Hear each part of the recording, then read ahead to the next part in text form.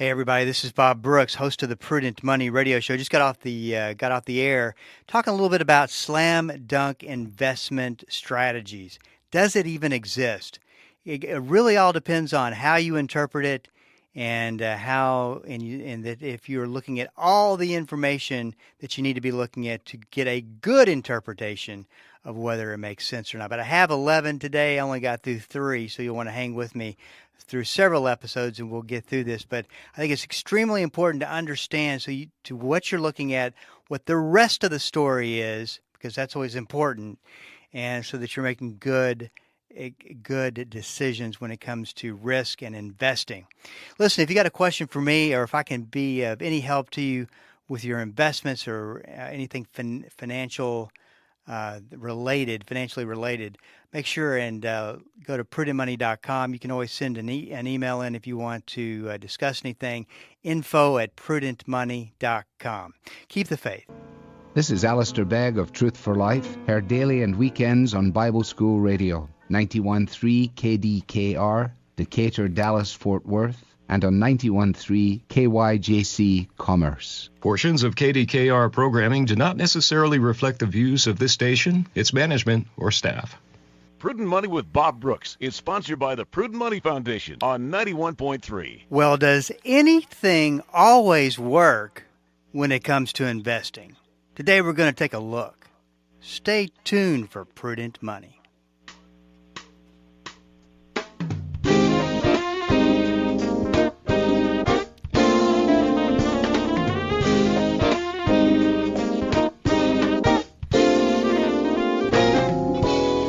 Good afternoon, this is Bob Brooks, and you are listening to the Prudent Money Radio Show. Thanks so much for joining me today. You know I do appreciate it.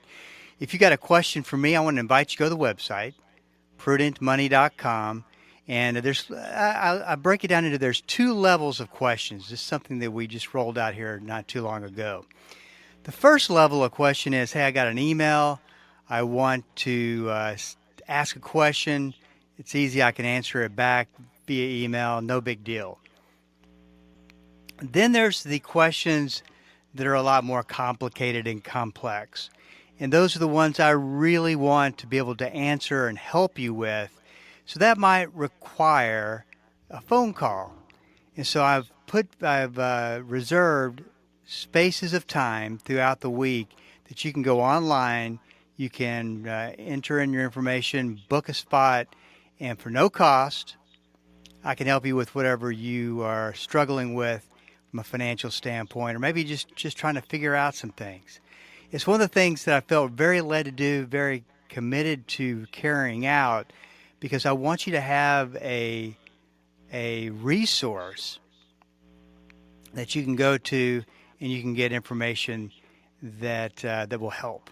And hopefully it will be information that helps. And so that's off the website, www.prudentmoney.com. So is there anything such as a slam dunk investment, an easy way to make money, something that always works? I was thinking about this today as I was putting together today's program, and you know, the conclusion that I came to is, I think deep down inside, people want to believe that there is a slam dunk way to investing, something that always works, or it works so much of the time that it's just too hard to pass up. I think people want to come to the conclusion through their experience that investing is easy. And a lot of this is promoted by the fact that pop culture finance, which is broken down into the financial media, the financial services business, Wall Street, that type of thing. Everybody who makes money off of making money for others, for a living, and the resources that bring information to you, which would cover the financial media. They kind of promote this underlying notion that it is easy to invest. All that you have to do is do A, B, and C, and you're going to get D. And as I've always said, I wish it were that easy. I mean, they speak in absolute truths. And an absolute truth is something that always happens. Well, there's only, as I've always said, there's only one absolute truth when it comes to absolute truths.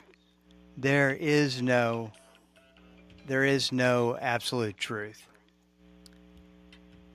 So it really comes down to interpretation of whatever you are reading. And once again, with the mindset, not everybody, but I think there's that tendency to have that mindset that, boy, I wish it were easy. I wish this were the answer. And, just imagine a situation where I only have to make a decision one time, and then once it's made, everything takes care of itself. I don't have to worry about risk. I don't have to worry about recessions. I don't have to worry about the economy.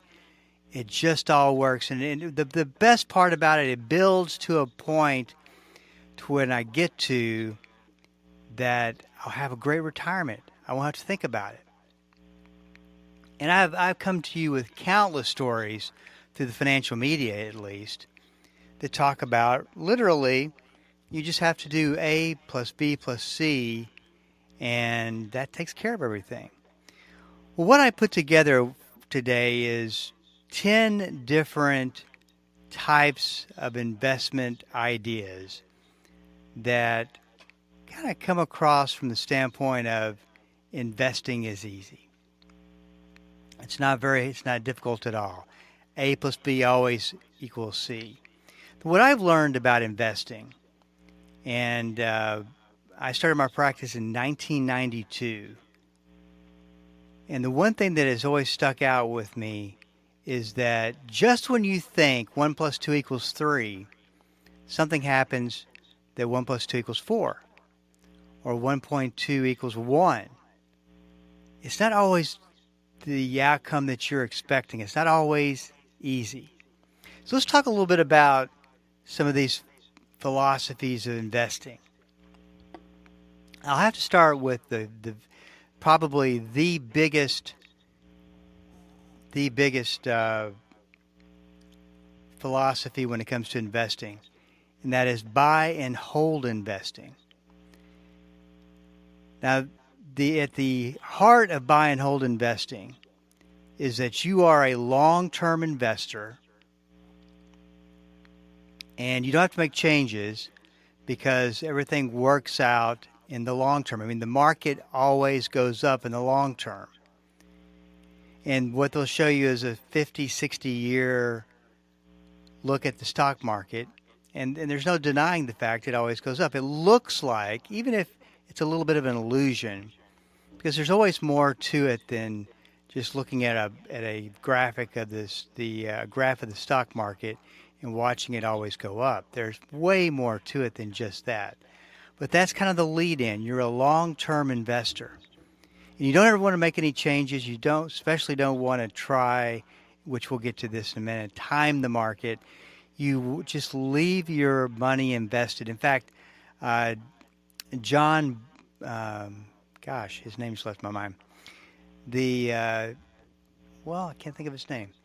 The gentleman who started with a B. That didn't do you much good. Well, anyway, gotta live live radio when you can't remember something. John Bogle, thank you for that. John Bogle was his name. What was his name? He's passed away. He's started in 1974 and created Vanguard Mutual Funds, a legend of Wall Street. I think he passed away a couple of years ago. And I had the blessing and opportunity to interview Mr. Bogle twice, which was as far as all the people that I've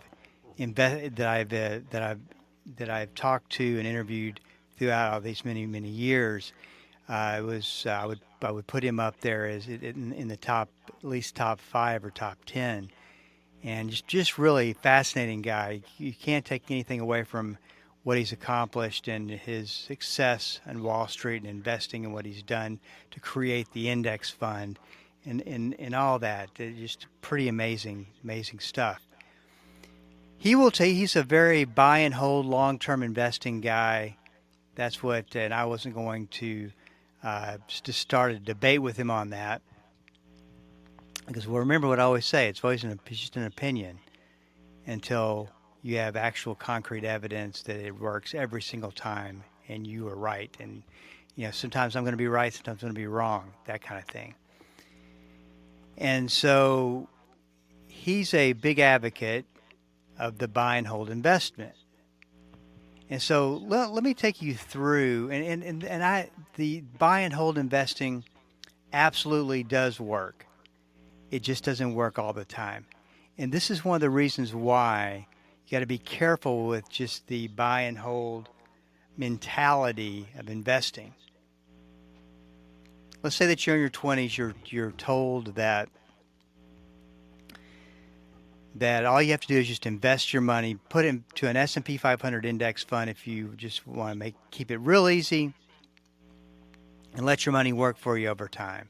Time in the market is the old saying. And you go through your 30s, your 40s, 50s, and 60s. You've been through bear markets, you've been through market crashes, but what you've observed is the market always comes back. Well, let's say that it's the beginning of the financial crisis. Of course, you don't know this.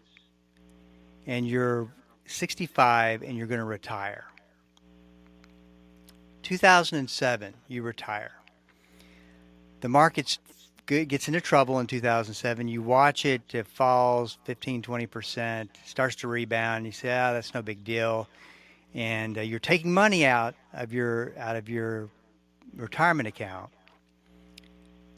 But you watch the market fall, and you continue to watch the market fall. You're taking the same exact risk you've always taken because it's always worked for you. Then 50% later, you've lost 50% of your retirement account, and you're in big trouble. You've also been taking money out for 2.5 years while the market is falling. And then you figure out you have to go back to work. You see, the only thing buy and hold does for you is just show you how to invest and hold the money when the market is going up. But as you know, the market doesn't always go up. It does go down. And it can go down in a big way. And so this is the problem, is that you develop this habit and developed a belief system that the market's always going to come back. It's been your experience. But the point is that you get to where you really need that money and it matters. It really matters. And it starts to go down, and you don't have any other strategy but to buy and hold for the long term. And that doesn't serve you very well at that particular time when you need the money. Very simply said is this: what are you going to do when you need the money? That's the question. This is Bob Brooks. We are up against the break. Stick around. I'll be right back.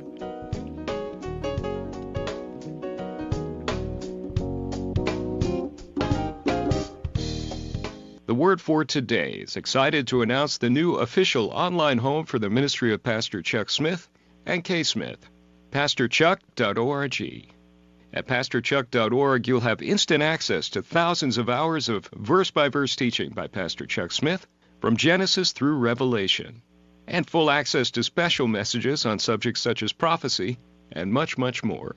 Also at pastorchuck.org, a full library of great teachings by K. Smith, and a section where you can read some of Pastor Chuck's books online, all free of charge. So visit the new official online home of the Word for Today and the ministry of Pastor Chuck and K. Smith, pastorchuck.org. Dynamic, practical, life-changing. There's no point in going to church and not letting the Christ who gave birth to the church on the day of Pentecost change your life. Join us each day as Pastor Paul Shepherd applies the timeless truth of Scripture to everyday life. It's Destined for Victory on this great station. Weekday afternoons at 3:30 here on Bible School Radio, KDKR. When you see people with big bank accounts, influential jobs, and luxurious lives, you don't often hear them thanking God for all that good stuff. So why do people who reject God seem to have more blessings than those who profess Christ? Well, Tuesday on Focal Point, Pastor Mike Fabarez cautions Christians against second-guessing or begrudging God's generosity. Find out why Tuesday on Focal Point. Focal Point, weekday mornings at 8:30, here on Bible School Radio, KDKR. Welcome back. This is Bob Brooks, and you are listening to the Prudent Money Radio. Thank you so much for joining me today. You know, I do appreciate it. I came across this article. It's the first article that I've come across that directly addresses inflation in fast food restaurants. Well, let me say not only fast food restaurants, any restaurants, because you know how expensive it is to go to a restaurant and eat out. I mean, they've gone up at least 25% since we've had inflation. In fact, they were going up before inflation was even starting to become a concern. And this is like I said, the first article that I've come across that really addresses this as an issue. And what they say in this article is that these owners of these fast food restaurants are not going to do anything about lowering prices. Just wait until, fast food restaurant used to be the very inexpensive way to take your family, especially if you're on a very tight budget, to eat and feed your family. Of course, it's always better than I would probably think the cooking is a little bit cheaper. But when life happens, you're trying to get things done as quickly as possible. You don't have much time, and so just wait though. And I'll be interested to watch these statistics. Will these fast food restaurants be able to hold up when we go through the first major economic recession that all economics signals are leading to the future of that they're forecasting, can get that out, that are forecasting that we are on the verge of at some point going into a very deep recession. When that happens, people stop spending money.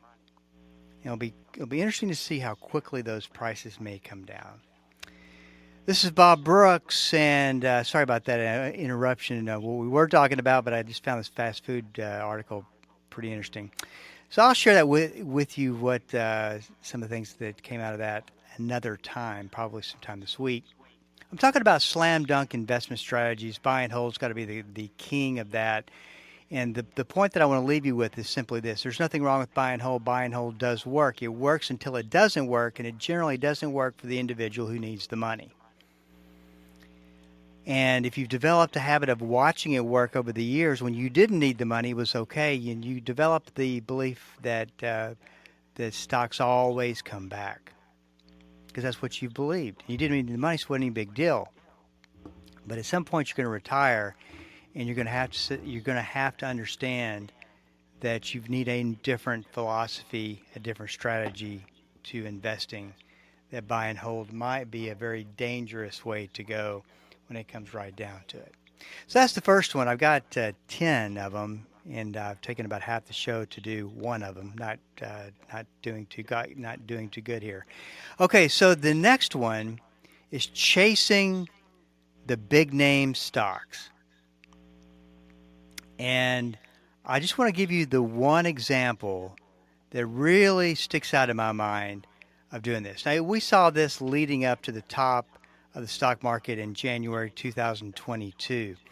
And by the way, unless things change in December and the last week of November, the stock market still has not risen above the high of January 2022, which is pretty interesting. Not that it's not that far away from that point, but it has not hit. It has not cleared that spot. So we have January 2024 obviously coming up. That would be 2 years. So chasing the big name stocks, you're seeing that right now in our artificial intelligence. You're seeing people chase these stocks, put money into them, and it's like it's the easiest way to make money. And we saw this. It was investors started putting money, signed up for Robinhood, which was a app that you could buy stocks with at any time. And they were basically chasing these high flyers. Well, Citigroup used to be a big financial services conglomerate. Used to be one of those stocks. In 1993, and this, by the way, is 30 years worth of data. 1993, you could buy a share of stock of Citigroup for $43.90. $43.90. By 2007, the high before the bear market hit for Citigroup was $405 a share. So it went from 93, went to $43.90 in 1993 to 2007, $405 a share. Pretty unbelievable. You can see why people were chasing that stock and investing into that stock. Meanwhile, a financial crisis hits, a bear market hits. 2 years later, that $405 a share turned into $12 a share. $12 a share. $405 to $12 a share. People there's a lot of people who lost just about everything because they were piling into Citigroup thinking that this stock's going to rebound. This is it. That's the bottom. It's going to come back. And they went all the way down to $12 a share. Now, to make it even worse, and this was probably, during the financial crisis, one of my favorite stories, and it involved Citigroup, is that Citigroup was in trouble. This massive financial services company was on the verge of collapsing, on the verge of bankruptcy. This was February of 2009. I remember it as if it were yesterday. So it was all about all of the bad loans, that the hundreds of millions of billions of bad loans sitting on their books. So the government decided they needed to do something to help Citigroup out. And so they changed the accounting laws. The next thing you know, literally the next month, after all these accounting laws changed, and Citigroup, now their balance sheet looked great because they didn't have to code those bad investments really as a loss. They could put a value it to these investments that was not real, but it was the last value that they had, so they were positive. Citigroup actually posted a profit just because the government changed a law. Go figure. Today, by the way, it went from $12 to today $45.20. That was as of this afternoon. Same thing is, not only that, Citigroup was, I don't know if they're worth $405 a share, but they were obviously a legit company.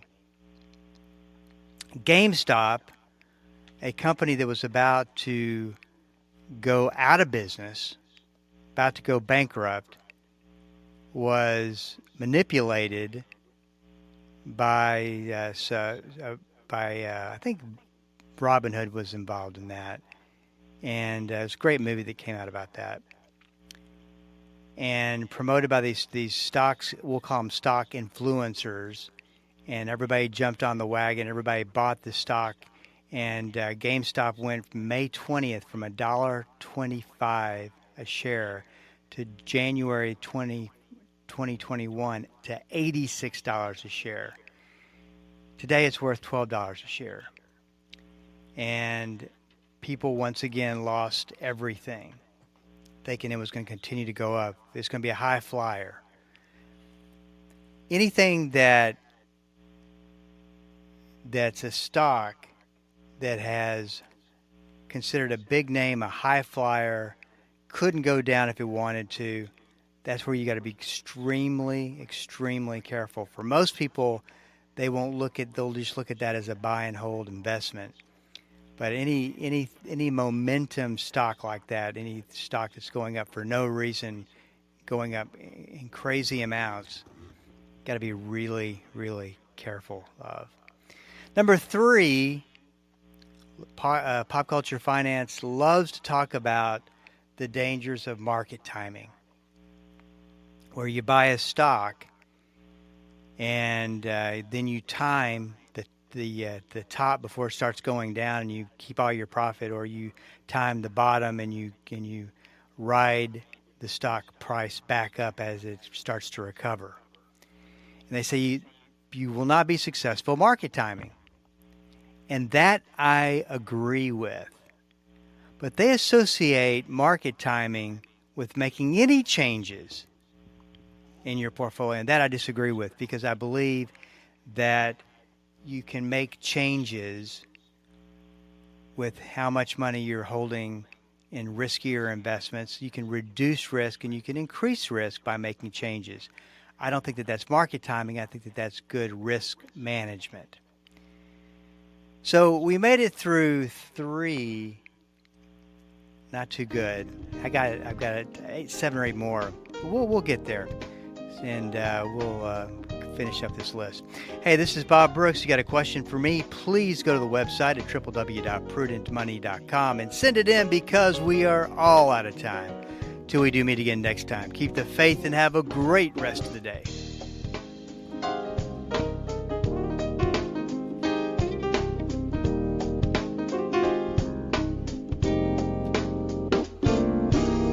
That's all the time we have for today. Questions or comments for Bob, or to find out more great information like what you've just heard, visit www.prudentmoney.com. Be sure to join Bob Brooks again for the next edition of Prudent Money.